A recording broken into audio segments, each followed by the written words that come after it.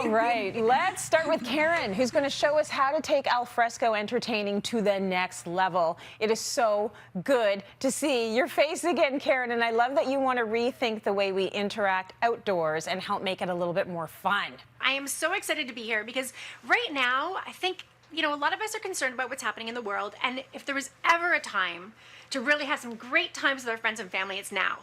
And with the weather changing and getting a little chillier, I think people are thinking, oh my gosh, we're gonna have to wait till next spring because we're all moving indoors again. And I'm here to tell you, we don't have to. I've got some great ideas for entertaining outside so we can keep everybody safe and still have a lot of fun.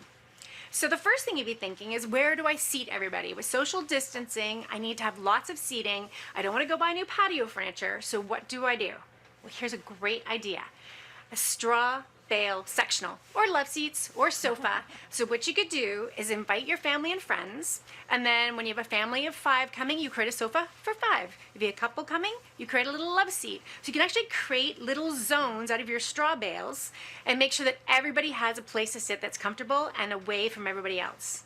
That is so smart. It's warm. It doesn't cost a fortune. Sign me up. And really, you have been outdoor entertaining forever, like way before COVID. You were always about extending the party season outside, so you are the real pro in this topic. So you also have some other ways to stay warm outside, Karen. Well, I think one of the important things is some sort of fire or warmth or heating.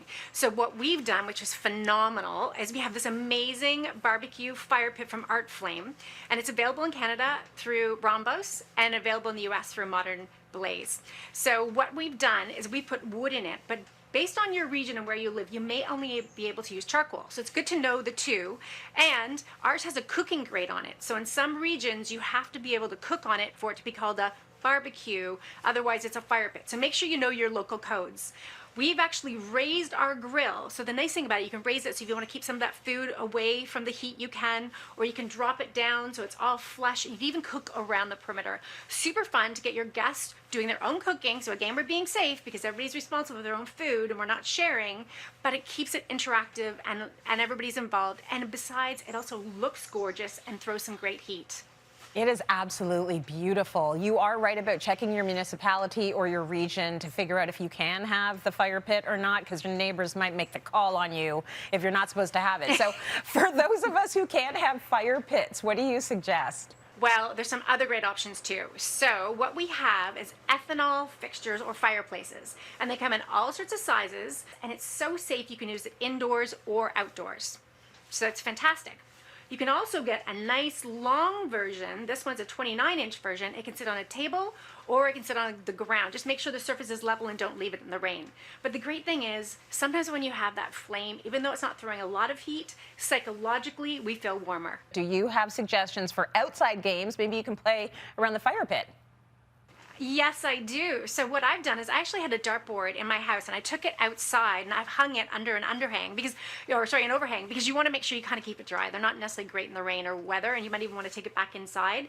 But again, it's something where you can stand far away from people, you can play, you can talk, you can interact, and you're outside playing and doing something. You can even do it with mittens on your hands if it's chilly outside. So it's a fantastic option for something you can do outside, and then you're not buying new games or doing something different. It's something you already had at your house. Now, is this a really silly Toronto question? I want to know where to get the hay bales. Well, that's an excellent question. So you can get them from the big box stores, but if you need a bunch of them, they get a little expensive. So what we did was we found a local farm, and he was amazing. He was able to give us as many as we wanted, and we bought a whole bunch, as you can see. He was willing to deliver, or you can just go up with a trailer or a big van and pick them up yourself. They're easy to carry. They're not actually very heavy, and they're going to last the whole season. And you know what? If you wanted, you could leave them out all winter, or you can throw them on your garden to help protect your plants over the winter. So there's multiple uses for them. Karen, thank you so much for these great ideas.